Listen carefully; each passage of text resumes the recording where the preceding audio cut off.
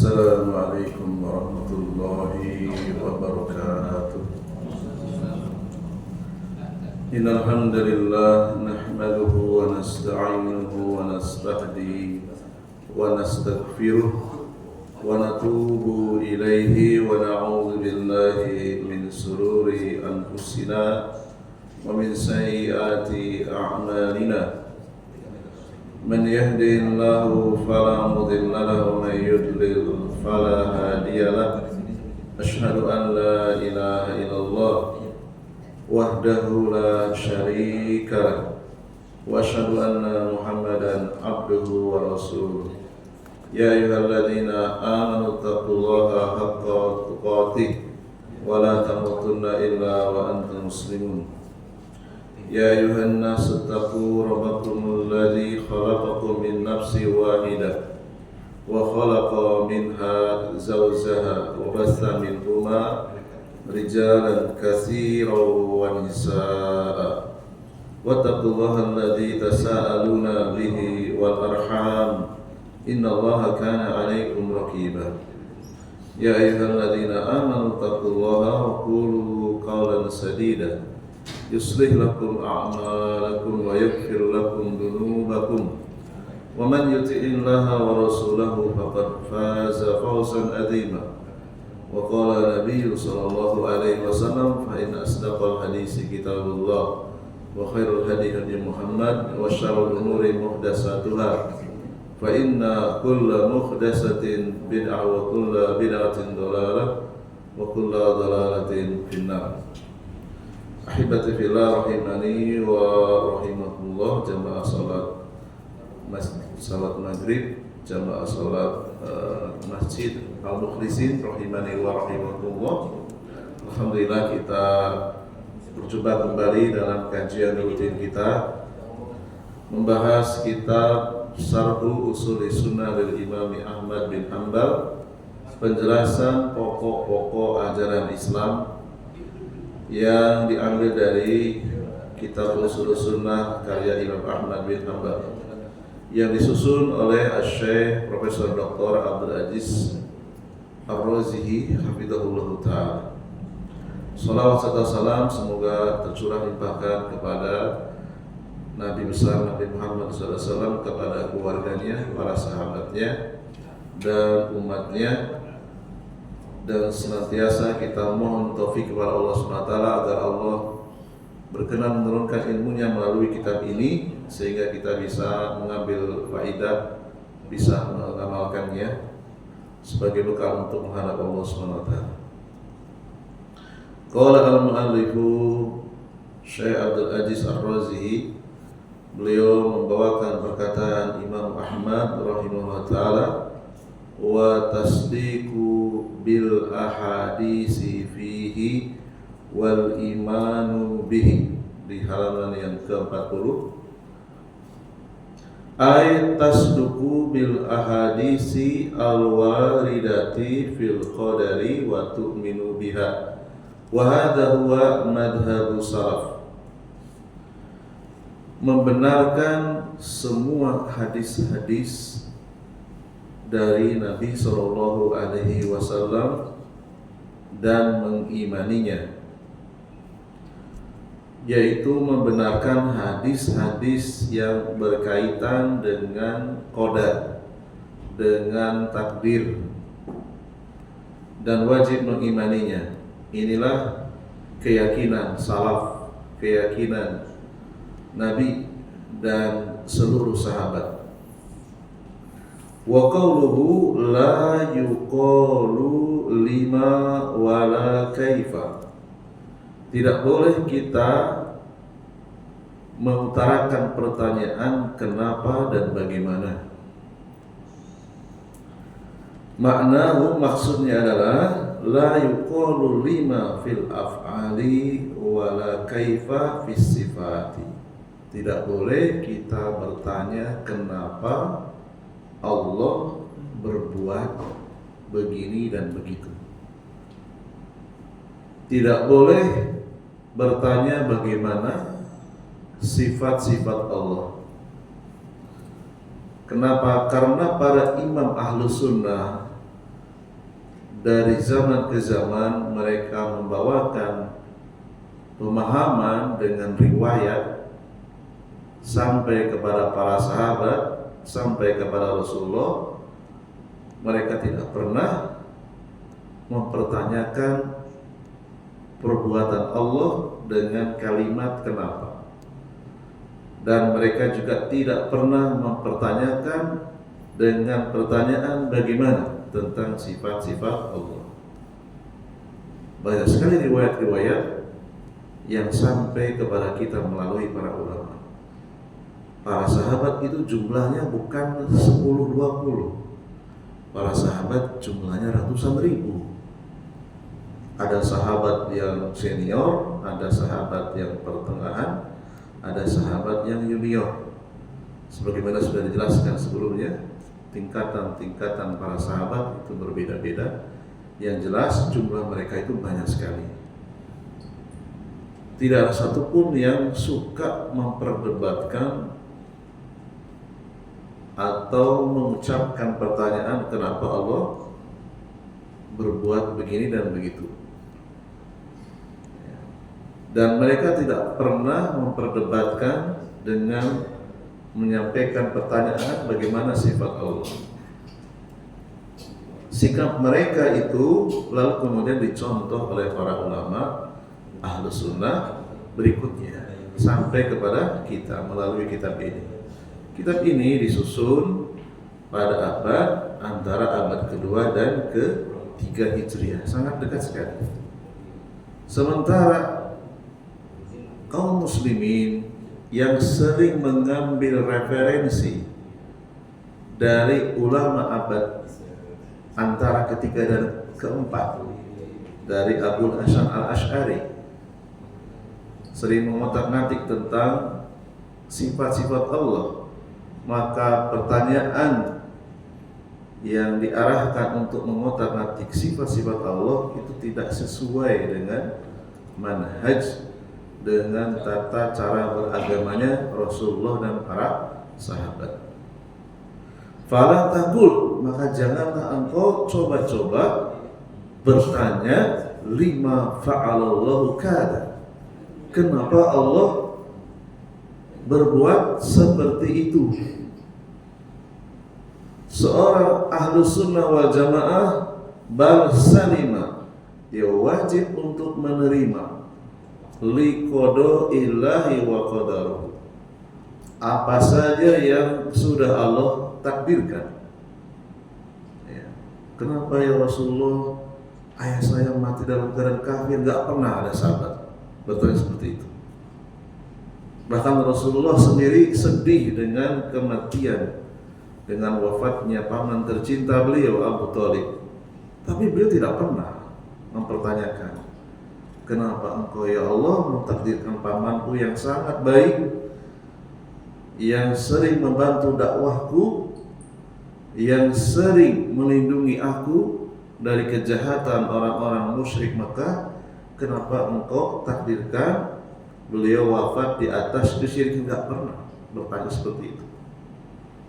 Maka kita pun sebagai umat yang mengaku umatnya Nabi Muhammad, tirulah, contohilah Rasulullah SAW ketika menyikapi takdir Allah Subhanahu wa Ta'ala. Demikian juga bagaimana Rasulullah SAW yang telah dicatat oleh para ulama sehingga lahirlah kitab-kitab Sirah Nabawiyah. Kebetulan kami sedang membahas kitab Sirah Nabawiyah, kitab Ar-Rahiq Al-Maktum karya Syekh Dr. Sofiur Rahman Al-Mubarakpuri di Masjid Al-Furqan tiap Senin. Tidak ada Rasulullah dalam kesehariannya mempertanyakan sifat Allah, demikian juga para sahabat, tidak ada. Ya. Kalau kita mengaku umatnya Nabi Muhammad, tirulah manhaj mereka, tata cara beragama mereka ketika mendapati ayat-ayat yang berkaitan dengan sifat Allah. Fala taqul masalan lima kana hada aliman wa hada jahilan.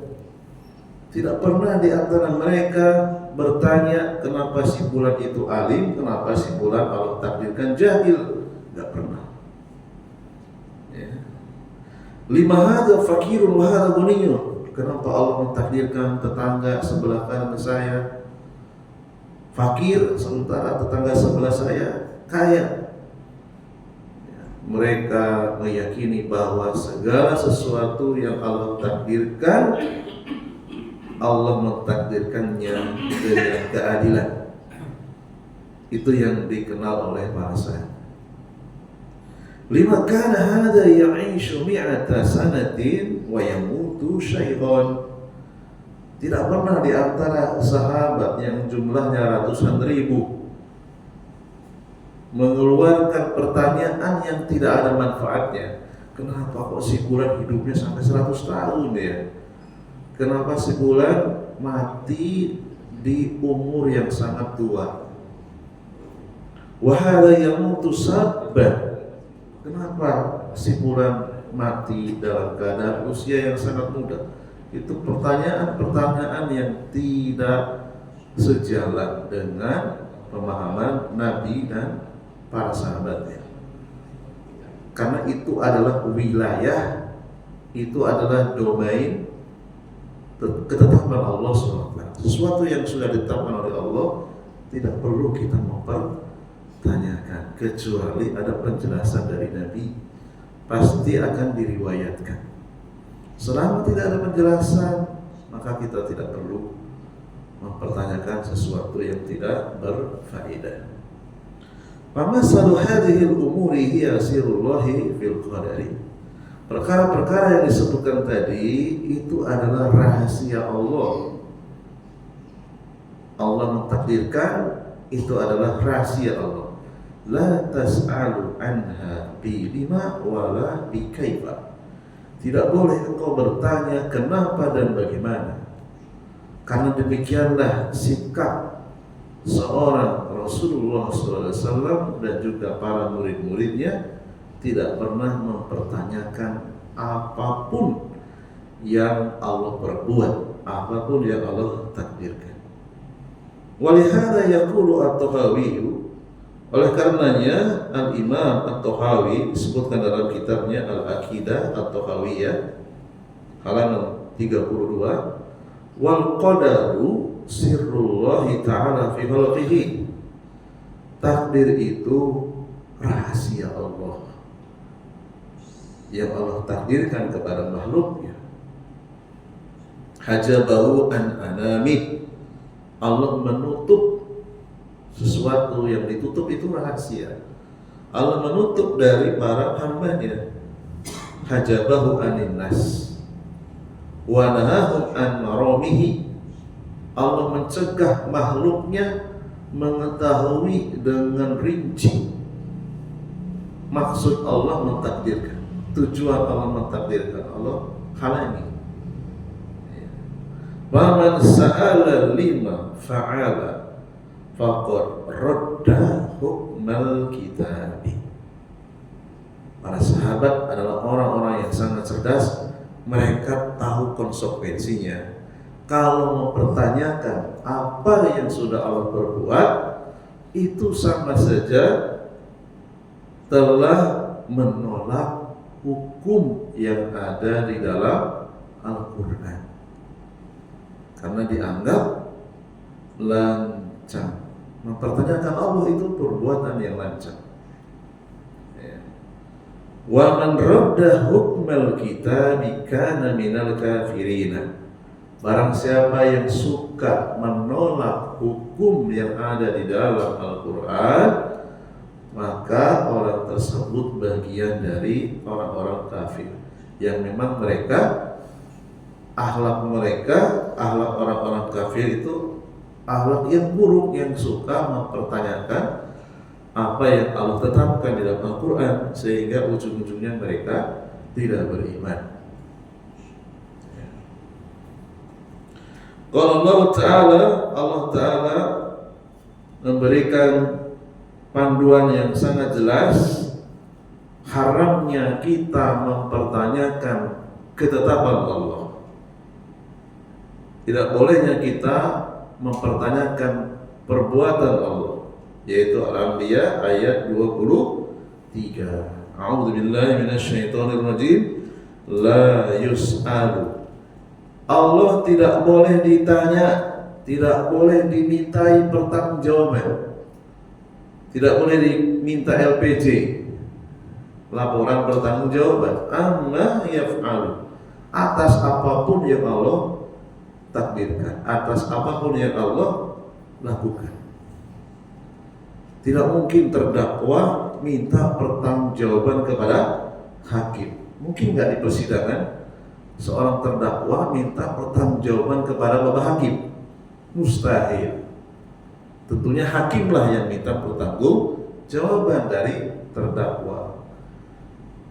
Karena ada saksi, ada bukti, maka terdakwa yang dimintai pertanggungjawaban. Bapak hakim nggak mungkin dimintai pertanggungjawaban. Apalagi Allah, hakim tertinggi yang akan menyidang seluruh makhluknya. Nggak mungkinlah Allah itu dimintai pertanggungjawaban. Wahum yus'aluna, mereka lah makhluknya yang pantas untuk dimintai pertanggungjawaban. Karena kita pasti membawa dosa. Selain Nabi, kita akan melewati 3 siklus. Pernah saya sampaikan ya, siklus pertama apa? Kita akan mendapatkan nikmat. Siklus kedua kita akan mendapatkan musibah. Siklus yang ketiga pasti kita akan melakukan dosa. Yang membedakan satu dengan yang lain itu hanya kadarnya saja. Adapun Rasulullah yang memang maksud beliau terbebas dari dosa hanya mengalami 2 siklus saja. Kita semuanya yus'alun, akan dimintai pertanggungjawaban. Fala tas'al, maka janganlah engkau mempertanyakan apa yang Allah takdirkan. Fahada sirrullahi fi khalqihi, karena itu adalah rahasia Allah. Wa'lam, ketahuilah, camkan baik-baik, anna rabbaka, sesungguhnya Allah Tuhanmu hakimun, Allah itu maha hakim, maha bijaksana. Lamma ja'ala hada, Allah menjadikan sesuatu itu tawilan, panjang, lama, wa hada qasira, Allah menjadikan itu pendek, wa hada ghaniyan, Allah mentakdirkan seseorang itu kaya, wa hada fakiran, Allah mentakdirkan si fulan itu fakir, wahada aliman, Allah mentakdirkan seseorang itu berilmu, wahada jahilan, dan Allah mentakdirkan seseorang itu jahil. Fal qadaru sirrullah, semuanya itu adalah ketetapan yang bersifat rahasia. Wa huwa mabniun ala hikmatillah, yang harus diyakini semua yang Allah takdirkan dibangun di atas hikmahnya Allah. Allati la na'lamuha, yang mana kita tidak mengetahui detail-detailnya. Wa kadzalika, demikian juga terlarang kita mempertanyakan bagaimana sifat Allah. La tas'al 'anil kaifiyati fala taqul kaifa sifatuhu ta'ala.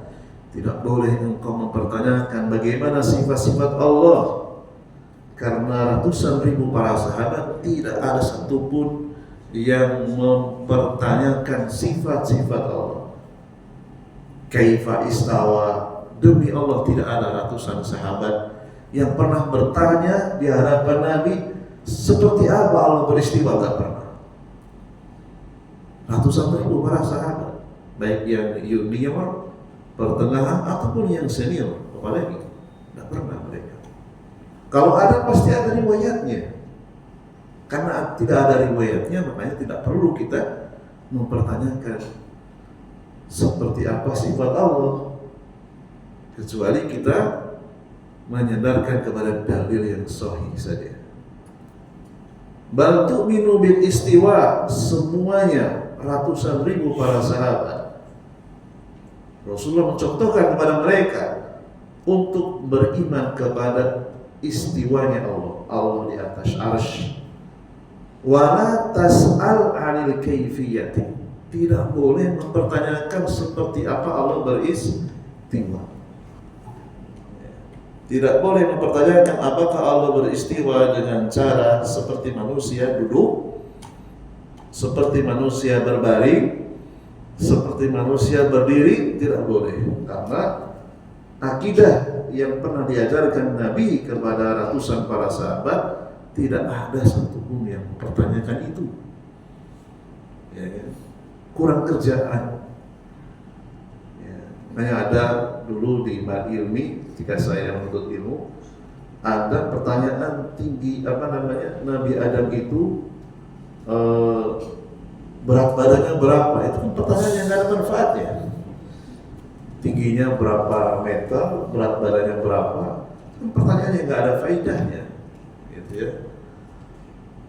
Pentingnya itu menuntut ilmu dengan cara terstruktur, sehingga kita tahu kapan kita dibolehkan bertanya dan kapan tidak diperbolehkan. Ya, tanyalah yang kira-kira jawabannya membawa manfaat. Kalau tidak manfaat tidak usah ditanyakan. Ya. Fal istiwa'u maknahu ma'lumun. Istiwa kalau diterjemahkan ke dalam bahasa Indonesia itu artinya bersemayam. Artinya bersemayam di atas, artinya di atas, ya. Dan sudah diketahui oleh para sahabat. Para sahabat bukan orang yang bodoh terhadap bahasa Arab. Mereka sehari-hari bercengkrama dengan Rasulullah dengan bahasa Arab yang paling fasih, yang paling sesuai dengan kaidah nahwu. Mereka orang-orang yang hebat dalam bahasa Arab. Bahkan mereka, di antara mereka ada yang diberi kelebihan oleh Allah, bisa menguasai berbagai macam bahasa untuk menyebarkan dakwah tauhid dengan berbagai macam bahasa, dikirimkan ke berbagai negara. Ya.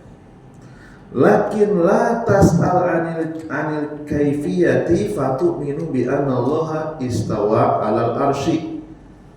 Mereka semuanya beriman, menerima, meyakini Allah itu bersemayam di atas arsy. Lakin la tas'al 'anil istiwa, dan tidak pernah dari mulut mereka keluar pertanyaan seperti apa Allah beristiwa. Tidak seperti yang kita saksikan hari ini. Jadi pokok, jadi tema utama dalam diskusi. Ya. Mereka mengajukan pertanyaan seperti apa Allah beristiwa. Akhirnya kemudian menimbulkan pertanyaan-pertanyaan yang membingungkan banyak orang. Bagaimana kalau sepertiga malamnya berubah-ubah, berarti Allah naik turun. Akhirnya keluar kata-kata seperti itu. Ya, karena dari awal memang tidak paham metode di dalam menghadapi ayat-ayat yang membahas sifat-sifat Allah. Itu karena salah metode. Metode bahasa Arabnya apa? Salah manhaj. Ya. Makanya para ulama dari dahulu sampai sekarang mereka tidak lepas menulis karya, menulis kitab, menyusun dengan sistematis bagaimana metode memahami sifat-sifat Allah supaya tidak tersesat, supaya kita kokoh, tidak gampang diombang-ambing oleh orang-orang yang salah manhaj. Ya, walaupun seseorang itu jago baca kitabnya, pendekar Aswaja, jago dia baca kitab, ya kan? Namun sejak awal dia salah di dalam metode memahami sifat-sifat Allah, akhirnya banyak menimbulkan fitnah di mana-mana. Karena para sahabat nggak ada satupun yang mengeluarkan pertanyaan seperti apa Allah istiwa. Kama qala al-Imam Malik rahimahullah ta'ala, sebagaimana sikap yang ditunjukkan oleh Imam Malik lama suila, ketika ada seorang pemuda dia salah guru, dia berguru dengan ahli bid'ah, bertanya kepada Imam Malik, mempertanyakan bagaimana istiwanya Allah.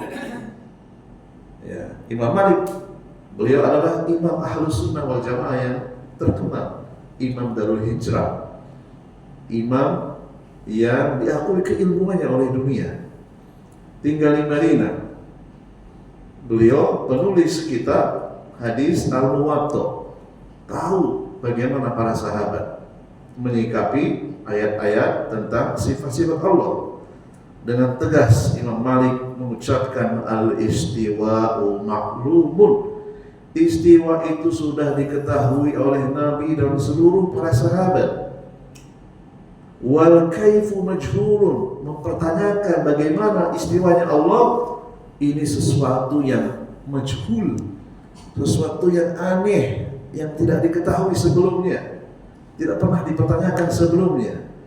Wal imanu bihi, mengimani istiwa wajibun, hukumnya wajib. Kalau wajib ditinggalkan berdosa. Wassu'alu anhu, mempertanyakan bagaimana istiwanya Allah, bid'atun, perkara yang termasuk bid'ah. Sehingga pemuda tersebut diusir oleh Imam Malik ketika hadir di pengajiannya, diusir sengaja karena membahayakan yang lainnya.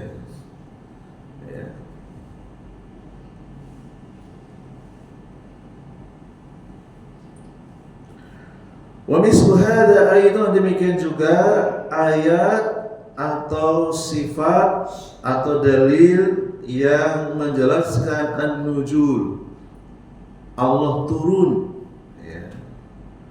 Maklumun maknahu fil lughatil arabiyyati. Nuzul dipahami artinya turun, baik dalam bahasa Arab maupun diterjemahkan ke selain bahasa Arab. Lakin la tas'al an kaifiyatihi, namun engkau tidak boleh mempertanyakan bagaimana Allah turun di sepertiga malam terakhir. Allah turun ke langit dunia. Hadis yang diucapkan Rasulullah di depan ratusan ribu para sahabat, diriwayatkan oleh para ulama, satu pun mereka tidak pernah mempertanyakan bagaimana ya Rasulullah Allah turun ke langit dunia, tidak pernah. Di zaman sekarang saja yang mempertanyakan itu, ujung-ujungnya menolak, ujung-ujungnya merubah makna an-nuzul dengan makna yang lain yang tidak pernah didengar oleh para sahabat dari lisan Nabi yang mulia. Aneh. Wal imanu biha wajibun, mengimani Allah turun ke langit dunia hukumnya wajib. Wala yus'alu, tidak boleh mempertanyakan anil kaifiyati, tata cara Allah turun, enggak perlu dipertanyakan. Yang jelas beda dengan makhluknya. Wali anna su'ala anha bid'atun, karena mempertanyakannya termasuk perkara bid'ah di dalam akidah. Itu termasuk akidah asma wa sifat. Fala taqul kaifa ilmullah, tidak boleh engkau mempertanyakan bagaimana ilmunya Allah. Kaifa sam'ullah, bagaimana Allah mendengar. Kaifa basaruhu, bagaimana Allah melihat. Kaifa ru'yatihi. Wa dzalika li anna al-kaifiyata la ya'lamuha illallah. Tidak ada yang tahu kaifiyahnya kecuali Allah saja. Fakana su'alu anha lidzalika bid'atun, fakama annaka la ta'tarib 'ala Allahi fi af'alihi. Ya. Tidak boleh engkau mempertentangkan, ya, perbuatan-perbuatan Allah. Fala tas'al an kaifiyati sifatih. Tidak boleh mempertanyakan detail-detailnya sifat-sifat Allah. Bagaimana sifat Allah? lima wa la yuqulu kaifa innama huwa tasdiqu wal imanu biha. Ya, tidak boleh mempertanyakan kenapa dan tidak boleh menanyakan bagaimana terhadap takdir Allah dan sifat-sifat Allah. Sebagai seorang pengikut Nabi, pengikut para sahabat di dalam beragama, huwa tasdiqu, cukup dengan membenarkan, wal imanu biha, dan cukup dengan mengimani saja. Wallahu ta'ala la yus'al, Allah tidak layak ditanya amma yaf'al, atas apa saja yang Allah perbuat, li kamali hikmatihi, karena Allah itu sempurna. Allah sempurna, hikmah Allah itu sempurna, sistematis, sempurna. Yang itu tidak bisa dijangkau dengan akal kita yang lemah. La kama yaqulu al-jabariyah, tidak boleh kita mengatakan seperti yang dikatakan oleh kelompok Jabariyah, innallaha yaf'alu bil qudrati wal masyiati al makhdati biduni hikmatin wala sababin. Orang-orang Jabariyah mereka mengatakan Allah itu berbuat dengan kehendak semata, tanpa adanya hikmah dan tanpa adanya tujuan. Ini perkataan Jabariyah. Wala ilah, tanpa ada alasan. Allah punya alasan, Allah punya tujuan, Allah punya hikmah mentakdirkan segala sesuatu. Fa'ankaru hikmatallah, orang-orang Jabariyah pada hakikatnya mereka mengingkari hikmahnya Allah. Mereka sama saja menolak sifat Allah. Allah itu maha bijaksana, Allah berarti nggak bijaksana menurut kelompok Jabariyah. Wa hadza batilun, dan ini adalah ungkapan yang batil. Li'annahu yaljamu minhu bainal mutamasilat wa hadza min abtalil batil. Annal iradata wal masyiata tahbitu khabata aswa'a. Sesungguhnya iradah atau kehendak Allah itu menurut kelompok Jabariyah berjalan tanpa arah. Jadi Allah berkehendak tanpa arah, tanpa ada keteraturan. Tentu ini adalah pelecehan kepada Allah Subhanahu wa taala. Fatajma'u bainal mukhtalifat, maka akan bisa menimbulkan pertentangan-pertentangan. Wa tafraqu bainal mutamasilat, akan membenturkan perkara-perkara yang sama. Wa hadza min abtalil batil, ini adalah perkara yang sangat batil. Wal asy'ariyatu wal jahmiyatu jabariyatu ankaru hikmatallah. Selain Jabariyah, kelompok al-asy'ariyah dan jahmiyah juga termasuk kelompok yang mengingkari hikmah Allah. Wa qalu, mereka mengatakan innallaha yaf'alu bil iradati faqat, sesungguhnya Allah berbuat dengan kehendak saja tanpa adanya hikmah.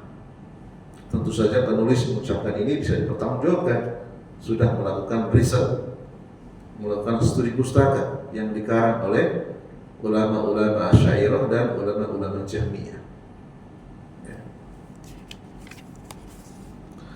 Amma ahlus sunnah wal jamaah, adapun ahlus sunnah wal jamaah yaitu Rasulullah dan para sahabat, mereka mengatakan innallaha yaf'alu bil hikmati, sesungguhnya Allah berbuat apa saja senantiasa dengan hikmah. Wa kullu syai'in bi hikmatin, fa amruhu bi hikmatin wa nahyuhu bi hikmatin. Allah memerintah pasti ada hikmahnya, Allah melarang juga pasti ada hikmahnya. Wa qadaruhu bi hikmatin, semua takdirnya dengan hikmah. Wa khalquhu bi hikmatin, semuanya penciptaan yang Allah lakukan itu dengan hikmah. Allah sebutkan tentang dirinya dalam surat Yusuf ayat yang ke-6. Inna rabbaka, sesungguhnya Tuhanmu, alimun, maha mengetahui, hakimun, maha hikmah. Fala yuqalu lima li'annahu hakim. Berdasarkan ayat yang mulia ini tidak boleh mengajukan pertanyaan kenapa Allah berbuat begini dan begitu. Li'annahu hakim, karena Allah sudah menyebut dirinya Allah itu hakimun, Allah maha bijaksana. Wala yuqalu kaifa fis sifati, dan tidak boleh, hukumnya haram mengajukan pertanyaan bagaimana sifat-sifat Allah. Li'anna al-kaifiyata la ya'lamuha illa huwa, tidak ada yang mengetahui kaifiyahnya sifat Allah kecuali Allah sendiri. Seperti apa Allah turun ke langit dunia, yang tahu Allah sendiri. Dan Allah pun tidak menjelaskan kepada Nabi dan para sahabat. Fala ya'lamu kaifiyata sifati, Allah tidak pernah menjelaskan bagaimana tata caranya Allah beristiwa kepada Nabi dan para sahabat. Ya, maka sungguh tidak beradab, Nabi dan para sahabat saja tidak pernah mempertanyakan, tentunya kita pun harusnya ikut. Jangan pula kita mendahului mereka. Ya. Para sahabat tidak pernah mendahului Rasulullah di dalam bertanya. Ya, takut, mereka sangat takut sekali. Ya. Kama la ya'lamu kaifiyata dzatihi illa huwa, sebagaimana tidak ada yang tahu zatnya Allah itu seperti apa kecuali Allah sendiri yang tahu. Walihada rawa al-Khalalu fi sunnati, oleh karenanya ulama salaf yang bernama Khalal, beliau mengatakan dalam kitabnya As-Sunnah. Demikian juga Imam Ad-Daruqutni dalam kitabnya As-Sifat, wal Ajuri, Imam Al-Ajuri dalam kitabnya Asy-Syari'ah, dengan sanad yang sahih dari Al-Walid bin Muslim annahu qala Sa'altu Sufyan wal Auza'i wa Malik ibn Anas wa Laisa ibn Sa'ad an hadhihi al-ahadis ay ahadisus sifat faqalu amaruha kama ja'a. Aku bertanya kepada para ulama terdahulu, yaitu Sufyan, Al-Auza'i, Malik bin Anas, Laid bin Sa'ad, tentang hadis-hadis yang membicarakan sifat-sifat Allah. Semua yang mengatakan terima hadis-hadis tersebut sesuai dengan zahirnya hadis. Jangan engkau pertanyakan bagaimana sifat-sifat Allah. Ya, terima. Ya, terima Allah itu beristiwa, jangan dirubah dengan istaula. Demi Allah, wallahi, ratusan ribu para sahabat, mereka ahli bahasa Arab. Tentunya mereka lebih ahli dari ulama-ulama lughah di abad sekarang. Tidak ada satupun yang berani mengganti istawa dengan istawa. Tidak pernah mereka mengganti Allah turun ke langit diganti dengan rahmat Allah turun ke langit. Gak pernah. Mereka ahli bahasa Arab. Tentu mereka kalau mau ngotak-ngatik mereka lebih berhak, tapi mereka diam. Mereka mengimani tanpa mempertanyakan seperti apa Allah turun ke langit dunia. Mereka juga tidak pernah mempertanyakan seperti apa Allah beristiwa. Wa rawa Ibnu Abdul Bar fi Jami'i Bayanil Ilmi min tariqi Abdul Wahhab bin Najdah qala haddatsana Baqiyah anil Auza' qala kana Makhul wal Juhri yaqulani amaru hadhil ahadits kama ja'at. Ya. Para ulama salaf sepakat ketika mereka mendapatkan hadis-hadis tentang sifat-sifat Allah, terima saja hadis-hadis tersebut sesuai dengan zahirnya. Tidak perlu mengganti dengan kata yang lain, tidak perlu dipahami dengan pemahaman yang lain.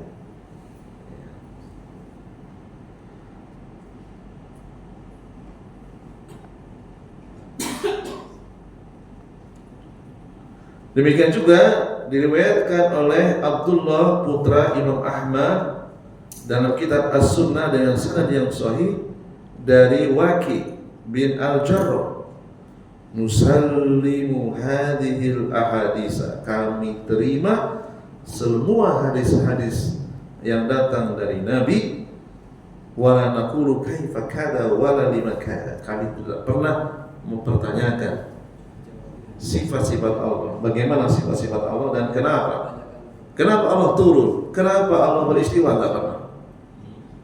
Ya. Masalah hadis Ibnu Mas'ud, di antaranya hadis-hadis yang berkaitan dengan sifat Allah, hadis yang datang dari sahabat yang mulia Ibnu Mas'ud radhiyallahu anhu, "Anallaha yahmilu as-samawati ala usbu'i wal jibala ala usbu'i." Ada sebuah hadis yang sahih yang dikeluarkan Imam Bukhari dan juga Imam Muslim dari sahabat yang mulia Abdullah bin Mas'ud. Bunyi hadisnya, sesungguhnya Allah membawa langit-langit di atas jari-jarinya. Allah membawa gunung-gunung di atas jari-jarinya. Ya.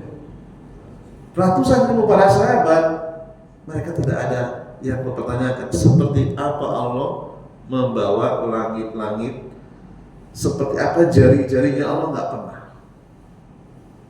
Kalau sekarang kan ribut nanti, berarti Allah punya jari dong, ya kan? Allah punya jari ya? Nggak pernah. Para sahabat bertanya seperti itu, nggak pernah. Imani saja, ya, imani saja. Demikian juga hadis yang terkenal, qalbu ibni Adam baina usbu'aini min asabi'ir rahman. Hati keturunan Adam di antara jari jemarinya Allah. Ini juga tidak pernah ditanyakan oleh para sahabat seperti apa jari jemarinya Allah, nggak pernah. Mereka menerima dan mengimaninya. Titik. Ya. Mungkin ini saja dulu yang bisa kita bacakan. Mudah-mudahan membawa manfaat. Subhanakallahumma bihamdika asyhadu an la ilaha illa anta astaghfiruka wa atubu ilaik. Assalamualaikum warahmatullahi wabarakatuh.